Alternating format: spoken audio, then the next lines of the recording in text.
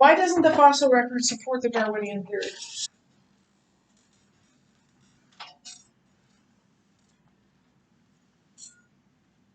Yes. There are zero transitional fossils. There are no fossils of something that is part something and part something else. The evidence appears to support that all species came into being in an instant and stayed the same from the time that that we see them in the earliest fossils to the time they became extinct. It appears that way. It doesn't show, the fossil record does not show graduation. It doesn't show gradation or this sort of gradual changing of species. In fact, because of that, an entirely new theory was postulated, PE, but meaning punctuated, what is it, punctuated? Somebody look it up for me. What was the theory? Punctuated something.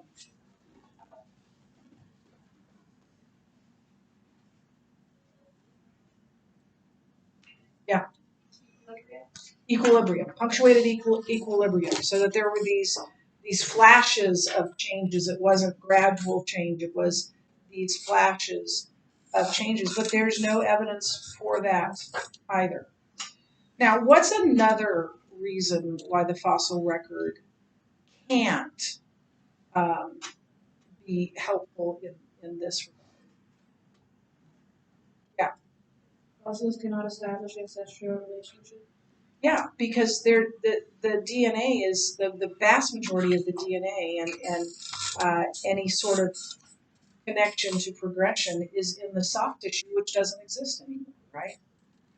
So fossilized remains such as skulls can't prove biological connection.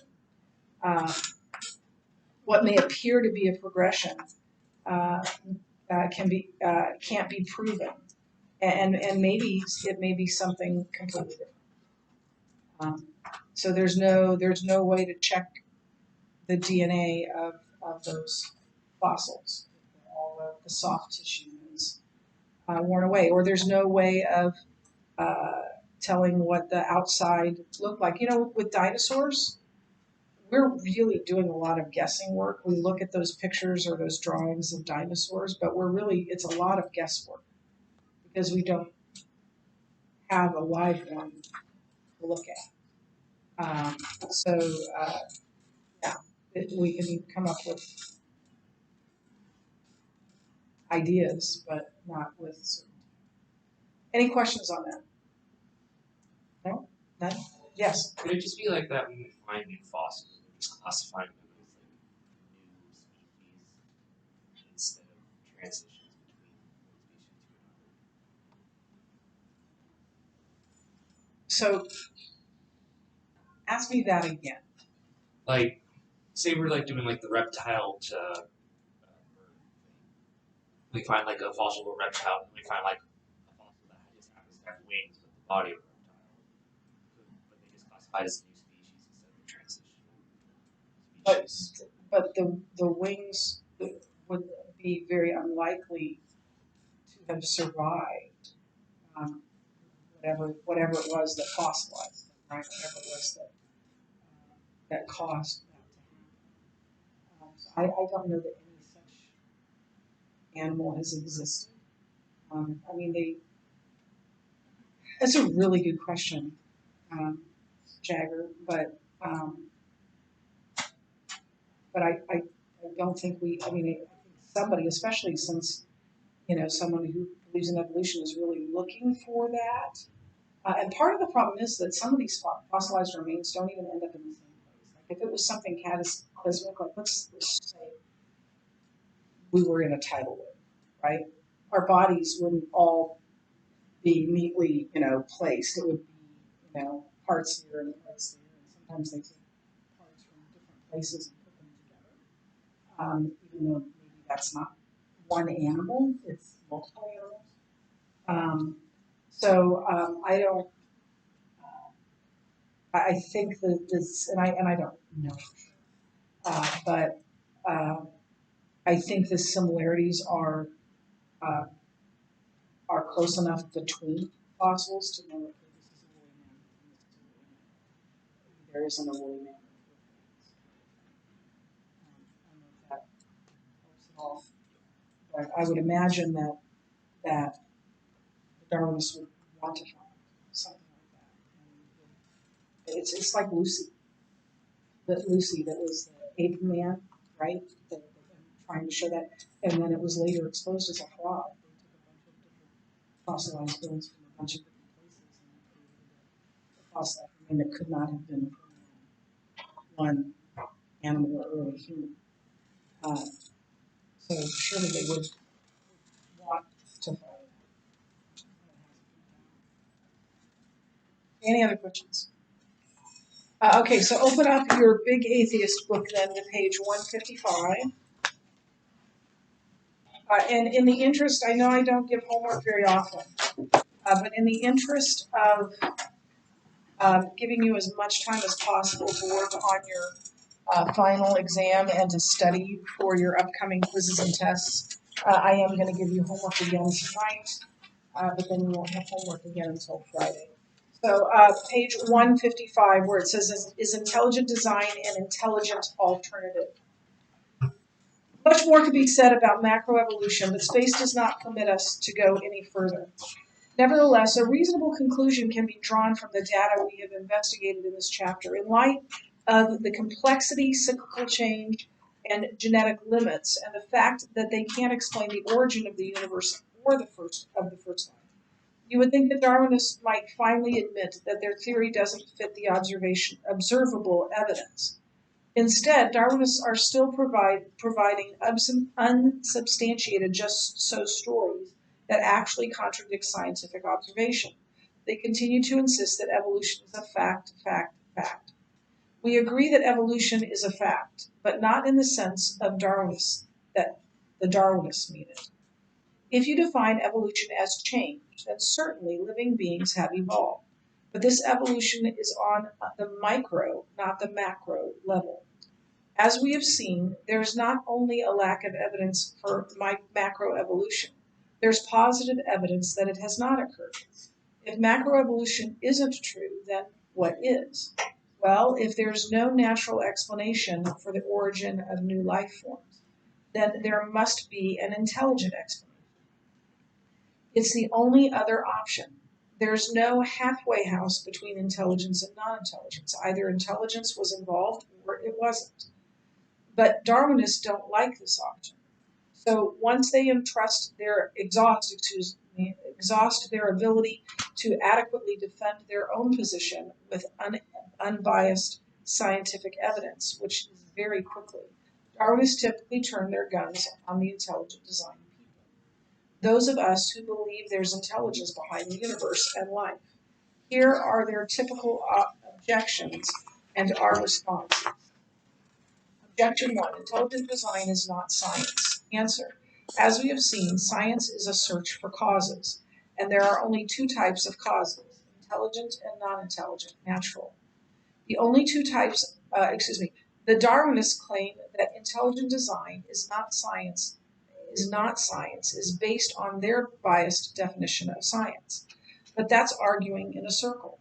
If your definition of science rules out intelligent causes beforehand, then you'll never consider intelligent design science. The irony for the Darwinists is this. If intelligent design is not science, then neither is Darwinism. Why? Because both Darwinists and intelligent design scientists are trying to discover what happened in the past.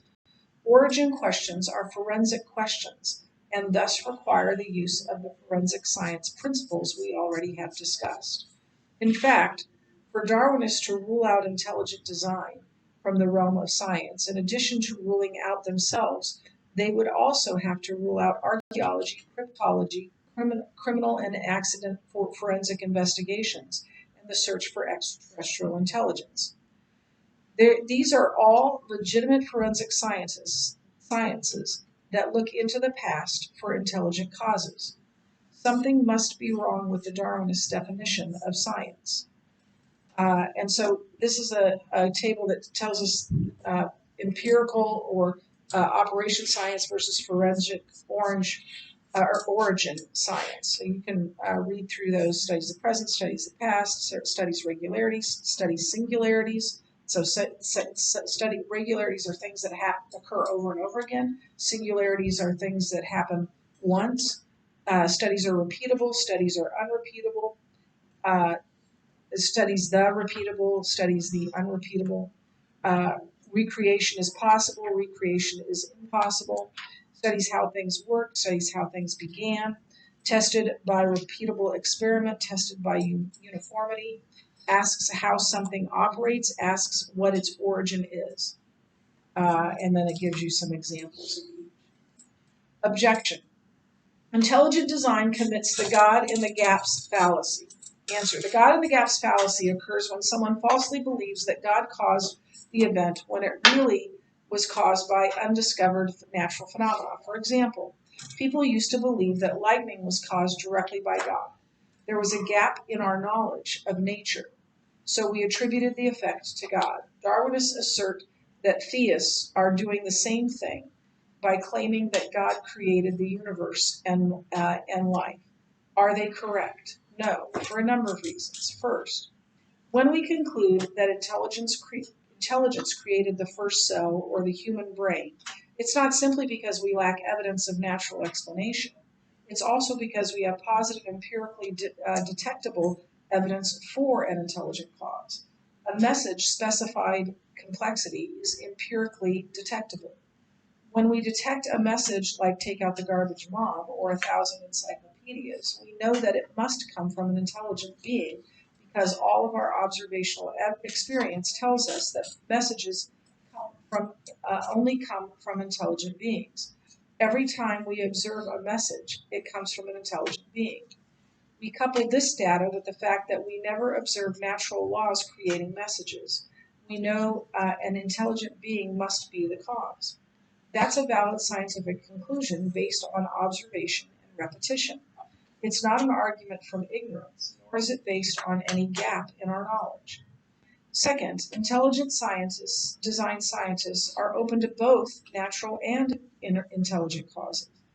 They are not opposed to continued research into natural explanation for the first life. They're simply observing all known natural explanations fail, and all empirically detectable evidence points to an intelligent designer. Now, one can question the wisdom of continuing to look for a natural cause of life. William Dembski, who has published extensive research on intelligent design, asks, when does determination to find a natural cause become pigheadedness? How long are we to continue to search before we have the right to give up the search and declare not only that continuing the search is vain, but also that the very object of the search is non-existent? Consider the implications of Dembski's question. Should we keep looking for a natural cause for phenomena like Mount Rushmore or a message like "take out the garbage mom"? When is the case closed? Walter Bradley, a co-author of the seminal work The Mystery of Life's Origin, believes there doesn't seem to be a potential of finding a natural explanation for the origin of life. He added, "I think people who believe that life emerged naturally need to have a great deal more faith than people who reasonably infer that there's an intelligent designer." Regardless of whether or not you think we should keep looking for a natural explanation, the main point is that intelligent design scientists are open to both natural and intelligent causes. It just so happens that an intelligent cause best fits the evidence. Third, the intelligent design conclusion is falsifiable. In other words, intelligent design could be disproven if natural laws were someday discovered to create specified complexity. However, the same cannot be said about the Darwinist position. Darwinists don't allow falsification of their creation story because, as we have described, they don't allow any other creation story to be considered. Their science is not tentative or open to correction. It's more closed-minded than most dogmatic church doctrine. The most dogmatic church doctrine the Darwinists are so apt to criticize. Finally, it's actually the Darwinists who are committing the God of the Gaps fallacy. Darwin himself was once accused of considering that natural selection and active power, Darwin himself once accused of considering natural selection an active power or deity. But it seems that natural selection actually is the deity or God of the gaps for the Darwinists of today. When they are totally at a loss for how irreducibly complex, information-rich biological systems came into existence, they simply cover the gap in knowledge by claiming that natural selection, time, and chance did it. The ability of such a mechanism to create information-rich biological systems runs counter to the observational evidence. Mutations are nearly always harmful, and time and chance do the Darwinists no good, as we explained in Chapter 5. Time and chance are not causes. At best, natural selection may be responsible for minor changes in living species, but it cannot explain the origin of the basic forms of life. You need a living thing to start with for any natural selection to take place. Yet, despite the obvious problems with their mechanism, Darwinists insist that it covers any gap that they're not in their knowledge. Moreover, they will willfully ignore the positive empirically detectable evidence for an intelligent being. This is not science, but the dogma of secular religion. Darwinists, like the opponents of Galileo, are letting their religion overrule scientific observations. Objection. Intelligent design is religiously motivated. Answer. There are two aspects to this question. The first is that some intelligent design people may be religiously motivated. So what? Does that make intelligent design false? Does the religious motivation of some Darwinists make Darwinism false? No. The truth doesn't lie in the motivation of the scientists, but in the quality of the evidence. A scientist's motivation or bias doesn't necessarily mean he's wrong. He could have a bias and still be right. Bias or motivation isn't the main issue. Truth is. Sometimes the objection is stated this way: you can't believe anything he says about origins because he's a creationist. Well, if the sword cuts at all, it cuts both ways. We could just as easily say you can't believe anything he says about origins because he's a Darwinist. Why are the creationist conclusions immediately thought to be biased, but the Darwinian conclusions automatically considered objective? Because most people don't realize that atheists have a worldview just like creationists. As we are seeing, the atheist worldview is not neutral and actually requires more faith than the creationists. We'll talk more about that next year. Now, as we have said earlier, if philosophical or religious biases prevent someone from interpreting the evidence correctly, then we would have grounds for questioning that person's conclusions. In the current debate, that problem seems to afflict Darwinists more than anyone else. Yet the main point is that even if someone is motivated by religion or philosophy, their conclusions can be corrected by an honest look at the evidence. Scientists on both sides of the fence may have a difficult time being neutral, but if they have integrity, they can be objective. The second aspect of this objection is the charge that intelligent design people don't have any evidence for their view. They're simply parroting what the Bible says. This aspect of the objection doesn't work either. Intelligent design beliefs may be consistent with the Bible, but they are not based on the Bible. As we have seen, intelligent design is a conclusion based on the empirically detectable evidence, not sacred texts. As Michael Behe observes, life on Earth at its most fundamental level, is in its most critical components, is the product of intelligent activity. The conclusion of intelligent design flows naturally from the data itself, not from sacred books or sectarian beliefs. Intelligent design is not creation science either. Intelligent design scientists don't make claims that so-called creation scientists make. They don't say that the data unambiguously supports a 624-hour day view of Genesis or a worldwide flood. Instead, they acknowledge that the data for intelligent design is not based on specific age or geologic history of the Earth. ID scientists study the same objects in nature that the Darwinists study, life and the universe itself, but they come short to a more reasonable conclusion. But they come to a more reasonable conclusion about the cause of those objects. In short, regardless of what the Bible may say on the topic, Darwinism is rejected because it doesn't fit the scientific data, and intelligent design is accepted because it does. Objection: intelligent design is false because the so-called design isn't perfect. Answer: Darwinists have long argued that if a designer existed, he would have designed his creatures better. Stephen Jay Gould pointed this out in his book The Panda's Thumb, where he cited the apparent suboptimal design of a bony extrusion pandas have for a thumb. The problem for the Darwinists is that this actually turns out to be an argument for a designer rather than an argument against one. First, the fact that Gould can identify something as suboptimal design implies that he knows what optimal design is. You can't know something is imperfect unless you know what perfect is.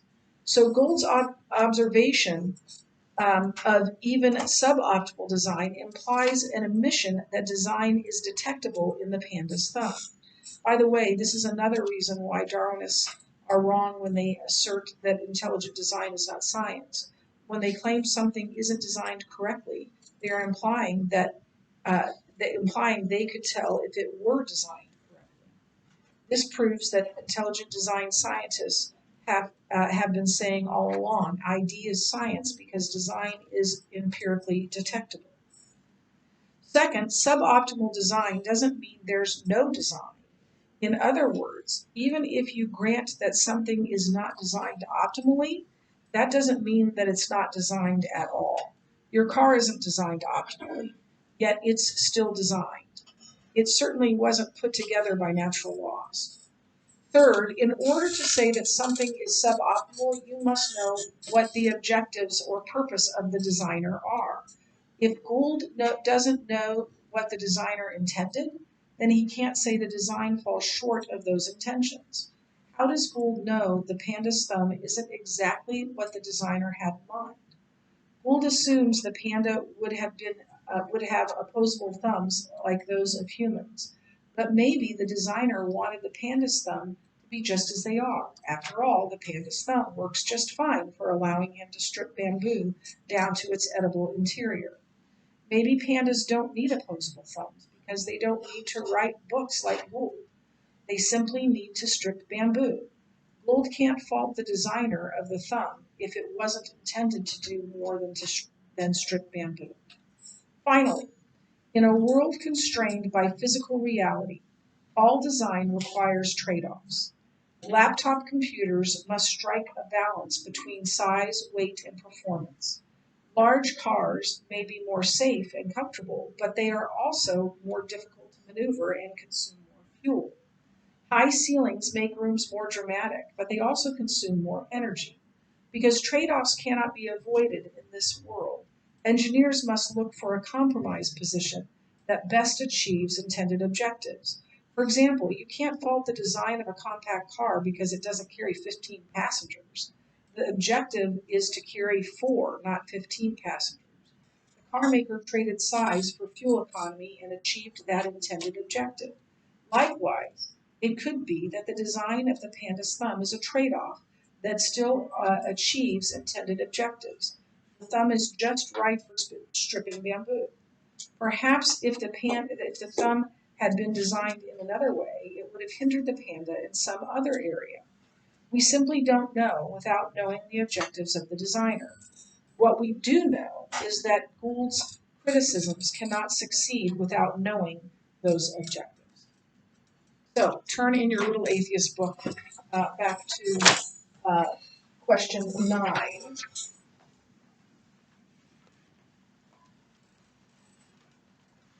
Question 9. Or 10. Question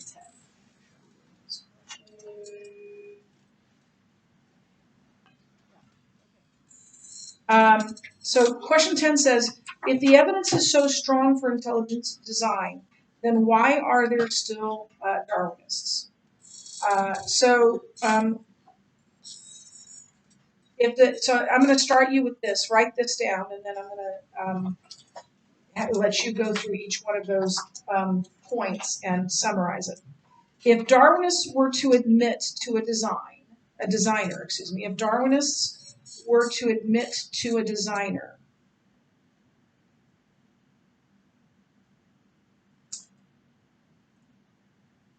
it would mean they would have to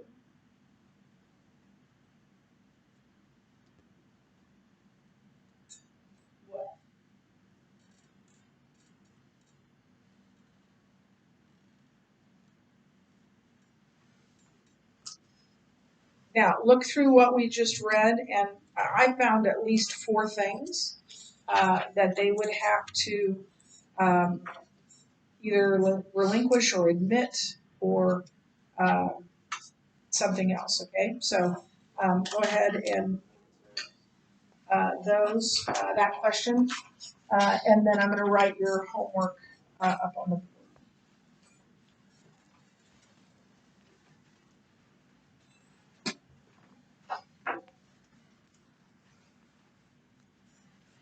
Oh, wait, you haven't got to that. Oh, why? Oh, that's what I was supposed to do. Okay, sorry. Let's do this instead. Turn to the engage. Actually, that's your homework.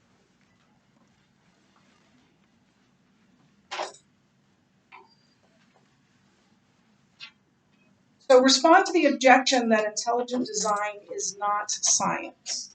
What is science?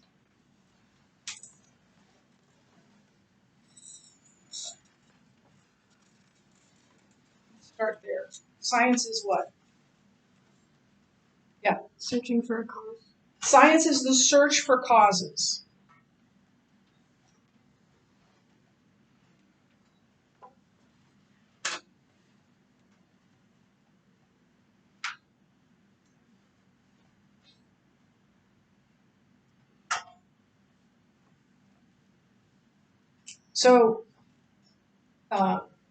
So if science is a search for causes, then and there is more cause to believe in intelligent design, then if intelligent design isn't a science, neither is Darwinism.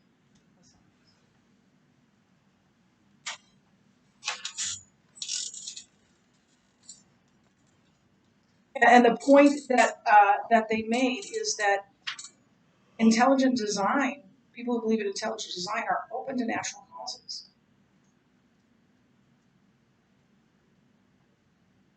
But Darwinists rule out one of the possible causes in advance. It can't be that. Dawkins himself says frequently that evolution is the belief that something that appears to be designed actually came about through random chance.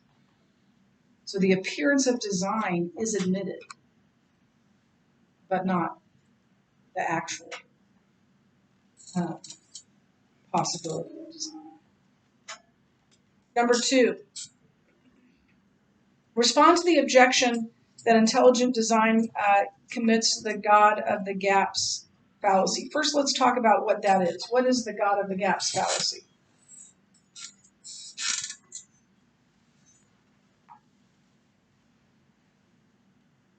Yeah. Right. So, we talked about what was it when there was an eclipse? They thought that some wolves were pulling something over the moon in an eclipse or something like that. It's just saying, well, this is God. I don't know if you guys have heard this before, but that like, thunder is when the angels bowling in heaven, right? And we had a tornado. We had a tornado warning at camp one year, and we all had to huddle into the lower level of the chapel. And a counselor brought a little boy up to me and said, I can't remember his name now, but Ben here has a question for you. And so Ben looked up at me and said, so I know when it thunders, the angels are bowling in heaven, but what are they doing for the tornado? What are they doing? And I gave him the world's best answer. I was like, you know what? I don't know. And I told him the story of Elisha and Elisha's servant, and he was surrounded by his enemies. And Elisha says to God, open his eyes so he can see. And then he saw all the angels that were surrounding. And I said, I know that the angels are surrounding us. And it was this beautiful answer and this perfect answer. And then so I stopped and I looked down and he looked at me and said, yeah, but what are the angels doing right now, or what's happening? So he didn't get it at all, right? He was so entrenched in this God of the Gaps Fallacy that that's all he could see. And so that's what the God of the Gaps Fallacy is. My good Elisha story notwithstanding. So the book says that it's the Darwinists that are putting God, in the gaps, or maybe Darwinism as a God in the gaps. So what do they mean by that?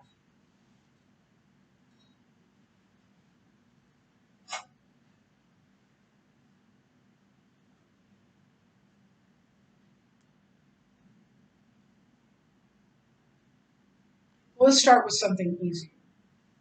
What are Darwinists saying that intelligent design people are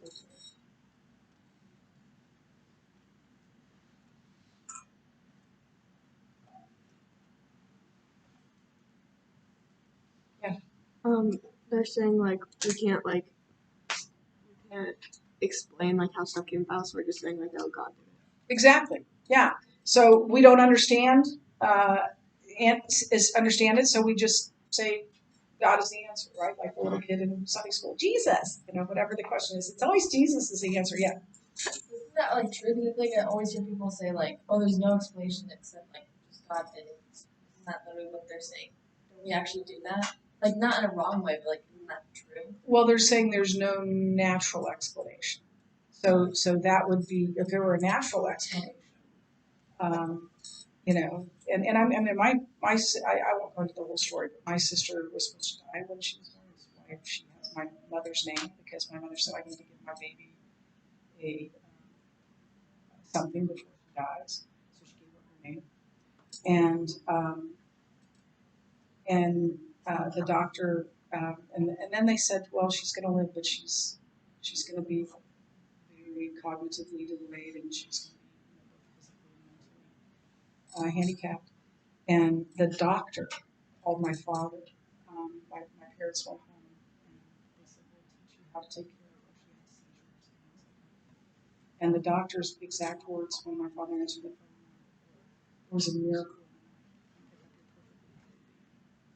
The doctors had no medical explanation, no scientific explanation to that. To my knowledge, the doctor was not a believer, but he couldn't attribute it to anything else. So, and then that evidence, if you look at, and we'll talk about miracles, but when you look at what miracles are, it fits that explanation. It's that the scientific explanations have been exhausted. And so at that point, I don't think that's God in the gaps. That's not going to God first. It's going to, there wasn't any reason. There was no, all they were doing was managing their seizures. So, yeah, she also recovered from meningitis. She was supposed to die by the time she was 3. So God's had great plans for her.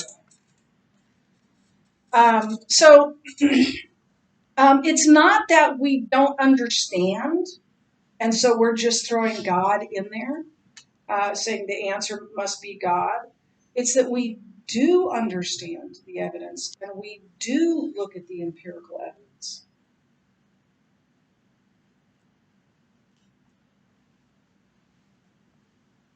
It's not, again, it's not, and we'll say this again in a minute, but it's not based on the Bible. Intelligent design is not based on the Bible. It is consistent with the Bible, but it's not based on it because the ID scientists are open to both natural and intelligent causes. And then the last thing is that it's falsifiable. If there could ever, if Darwinism is ever proved true, remember it's the theory of evolution, right? If it's ever proven to be true, then we know that that's true and it's falsifiable. Darwinism, as it's set up, is not falsifiable. There's no other possibility because God is ruled out. There can't be an intelligent designer.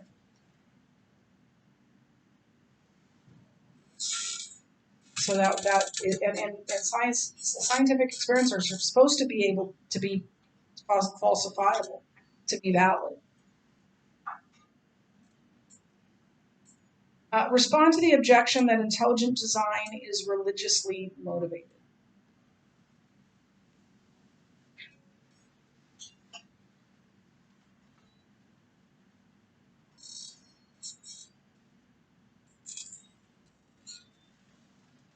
What is it based on? It's intelligent design, and remember, they made a distinction between creation scientists and intelligent design.